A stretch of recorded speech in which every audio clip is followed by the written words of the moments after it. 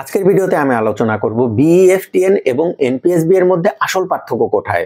যেহেতু দুইটা পদ্ধতি এক ব্যাংকের অ্যাকাউন্ট থেকে অন্য ব্যাংকের অ্যাকাউন্টে টাকা ট্রান্সফারের পদ্ধতি, তাহলে এই দুইটা পদ্ধতি প্রণয়ন করার কেন দরকার হলো। দেখুন, এই দুইটা পদ্ধতির মধ্যে যথেষ্ট পার্থক্য রয়েছে।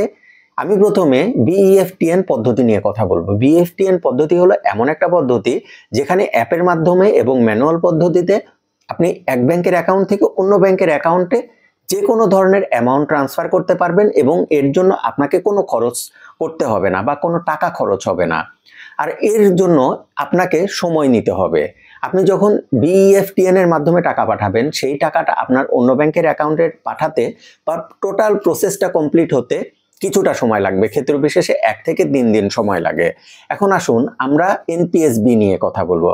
এনপিএসবি হলো টাকা ট্রান্সফার করার সেই পদ্ধতি যে পদ্ধতিতে এক অ্যাকাউন্ট থেকে অন্য অ্যাকাউন্টে ইনস্ট্যান্ট টাকা ট্রান্সফার হয়ে যাবে এবং সেটি এক ব্যাংক থেকে অন্য ব্যাংকের অ্যাকাউন্টে। এই ক্ষেত্রে আপনাকে চার্জ গুনতে হবে মাত্র 10 টাকা। এখানে একটা সমস্যা আছে, সেটি হলো লিমিট।